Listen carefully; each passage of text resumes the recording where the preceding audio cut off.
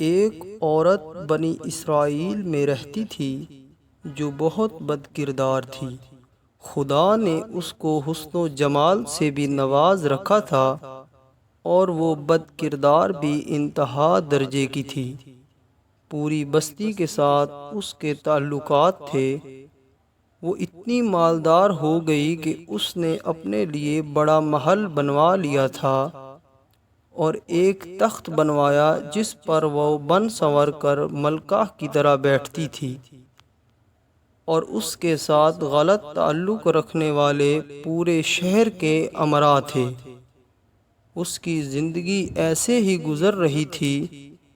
ایک مرتبہ کیا ہوا کہ وہ اپنے گھر کا دروازہ کھول کر تخت پر بیٹھی تھی کہ قریب کسی اور بستی کا نوجوان تھا جو بہت نیک تھا، عبادت گزار تھا۔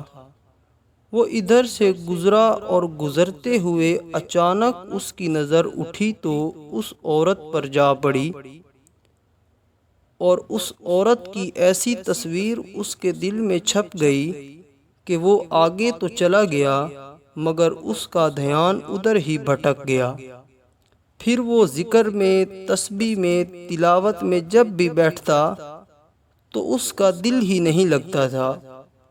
اس نے روزے بھی رکھے لیکن دل سے خیال نہ نکلا۔ اس نے اپنے آپ کو تکلیف بھی پہنچائی، کئی دن اپنے آپ سے آپ کو بھوکا پیاسا رکھا، مگر اس کے دل سے اس عورت کا خیال نہ نکلا۔ حتیٰ کہ ایک دن اس نے سوچا کہ جب اس خیال سے میری جان چھوٹتی ہی نہیں تو میں اس کے پاس چلا جاتا ہوں۔ چنانچہ اس کے پاس جو تھوڑا بہت سامان تھا اس نے بیچا اور اس نے اتنے پیسے تیار کیے جتنے سے وہ بد کردار عورت اپنے پاس آنے کی اجازت دیتی تھی۔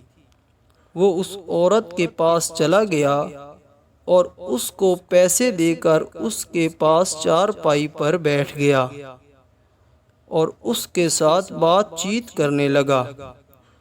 اچانک بات چیت کے دوران اس کے دل میں یہ خیال آیا کہ میں نے نیکوکاری کے اتنے سال گزارے ہیں، آج اسے بھی دیکھ رہا ہو، میرا اللہ مجھے اس غیر عورت کے ساتھ بیٹھے ہوئے دیکھے گا۔ بس یہی خیال اس کے دل میں آیا تو اللہ کا ڈر اس پر غالب آ گیا اور نوجوان نے کانپنا شروع کر دیا۔ عورت اس سے پوچھنے لگی کہ تم کانپ کیوں رہے ہو؟ تمہارا چہرہ پیلا ہو گیا ہے۔ اس نے کہا کہ بس میری طبیعت ٹھیک نہیں۔ عورت نے کہا کہ پھر تم جس مقصد کے لیے آئے ہو وہ مقصد پورا کرو اور چلے جاؤ۔ نوجوان نے کہا نہیں۔ وہ بڑی حیران ہوئی کہ آج تک میں نے زندگی میں کوئی ایسا مرد نہیں دیکھا جو میرے قریب اس طرح چارپائی پر آ کر بیٹھے اور برائی کیے بغیر چلا جائے۔ یہ نوجوان کیسا ہے؟ مگر نوجوان نے کہا اچھا میں چلتا ہوں۔ اس عورت نے کہا کہ تم کون ہو، کیا ہو؟ تو نوجوان نے بتایا کہ میں اس نام کا بندہ ہوں اور فلاں بستی میں رہتا ہوں، اور میرے دل میں یہ خیال آ رہا ہے کہ میں نے اتنی عمر مصلی پر بیٹھ کر گزاری، آج میرا اللہ مجھے تیرے ساتھ بیٹھے ہوئے بھی تو دیکھ رہا ہوگا۔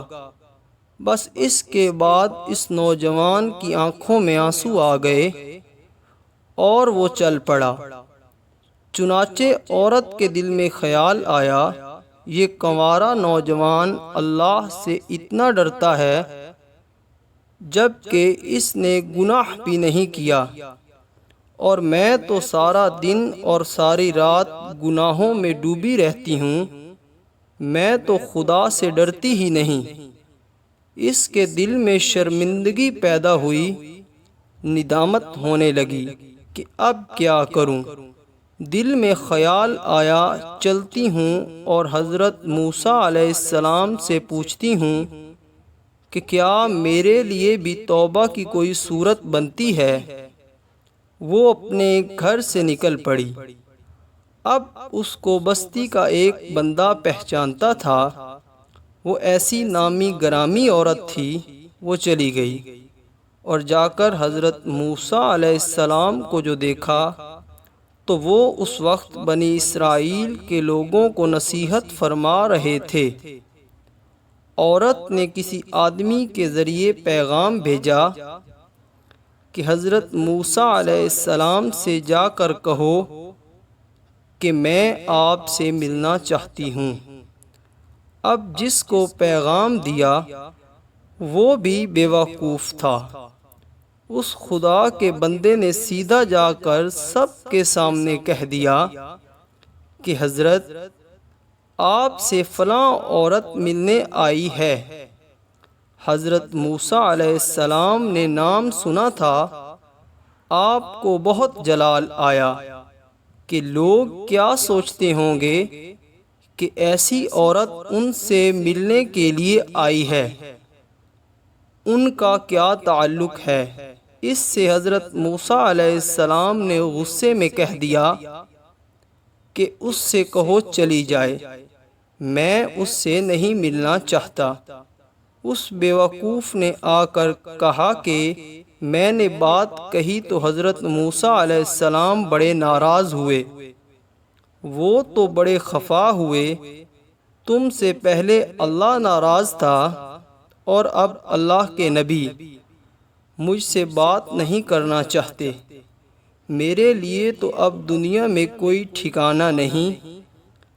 وہ عورت بڑے اداس اور بوجھل قدموں کے ساتھ وہاں سے واپس آئی اور اسے سمجھ نہیں آ رہی تھی کہ وہ کیا کرے۔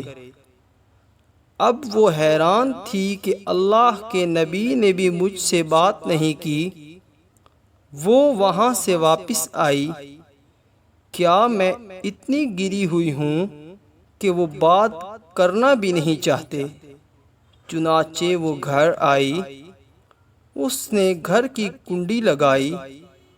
اس نے اپنے کسی بڑے سے سنا ہوا تھا کہ بندہ جب اپنے رب کو منانا چاہے تو اس کو چاہیے وہ اس کے سامنے سجدہ کرے۔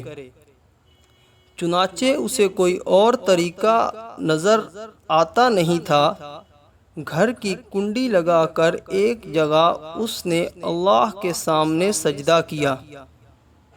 دل سے یہ کہہ رہی ہوں گی میں تیرے سامنے جھک رہی ہوں، یا اللہ میرا کوئی نہیں تیرے سوا، پوری دنیا میں اور کوئی نجات کا راستہ نظر نہیں آتا۔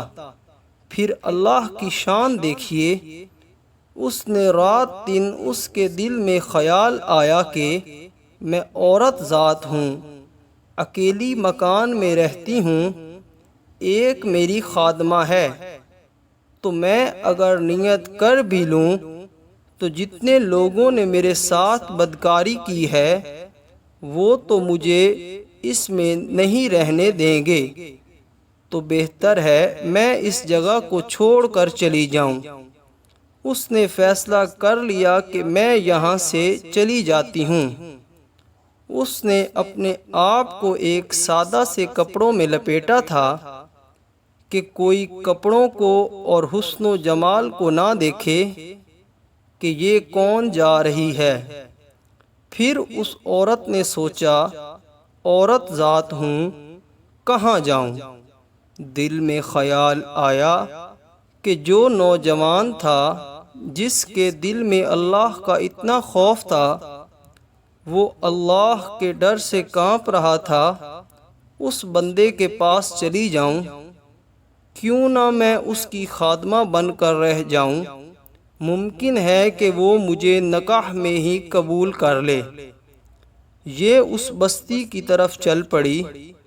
چنانچہ ڈھونڈتے ہوئے اس بستی میں اس کے گھر پہنچی اور کہنے لگی میں فلاں بندے سے ملنے کے لیے آئی ہوں۔ انہوں نے کہا کہ اس کا ذکر و عبادت کا معمول ہے، اور وہ کمرے سے اتنے بجے نکلتا ہے، تم انتظار کر لو۔